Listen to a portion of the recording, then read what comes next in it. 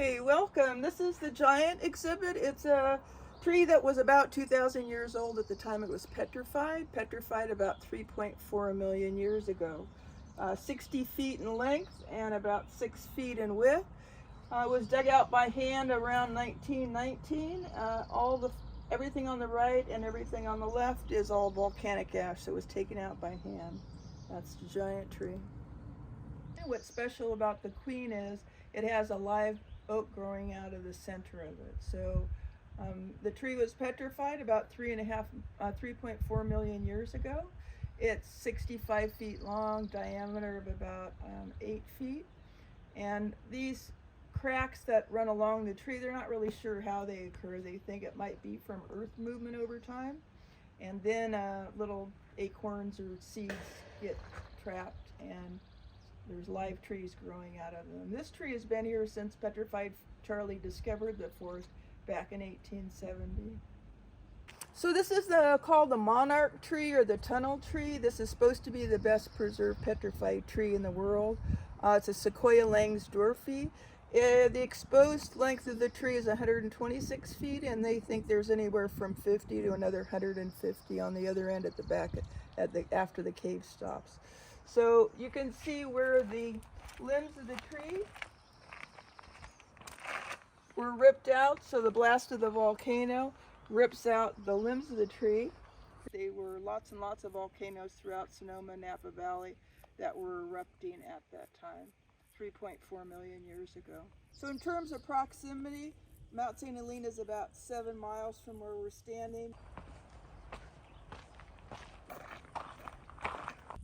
And if you walk up on the ash fall, you get an idea of how the surface almost looks like a moonscape.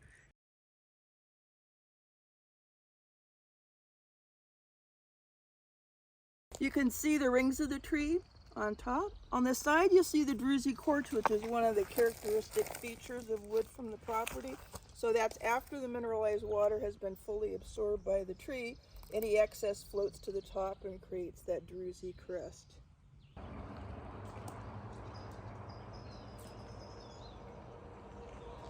So this is the coffee shop. It was built in 1952 to accommodate visitors coming up from San Francisco on Greyhound buses, which was the mode of transportation back in those days.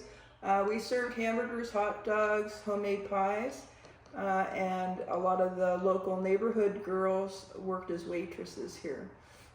Every year we have an annual party and we invite those waitresses along with the neighbors over for a picnic and celebrate and open up the coffee shop. Otherwise, we only open it for nonprofit events like Girl Scout meetings and the like.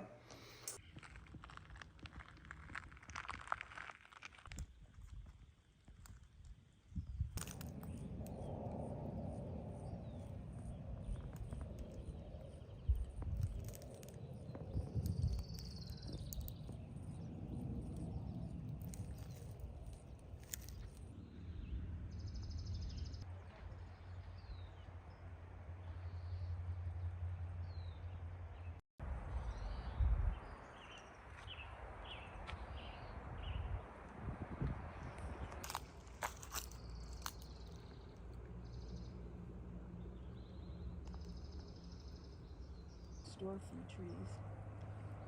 So usually the ways these things are exposed, there's a chunk of wood sticking out of the ground and then they end up using a pick.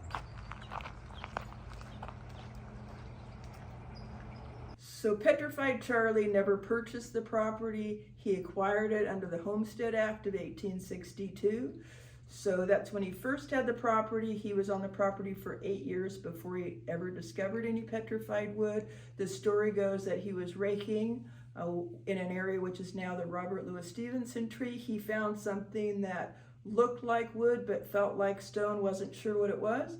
Petrified Forest Road was the old stagecoach road out in front of the property. So he made a deal with the stagecoach owners to have the stagecoach customers come and stretch their legs, and he'd charge them a small amount, which he did. So from June of 1870 till October of 1871, nobody knew what they were looking at. In October of 1870, the federal government sent out some scientists who took samples and brought the samples back to Yale University. In the spring of the following year, 1871, they announced the discovery of a petrified forest in California and identified the petrified tree as an extinct redwood called Sequoia langsdorffii. Some iron ore. This was burnt before it was petrified, so it's charcoal like that.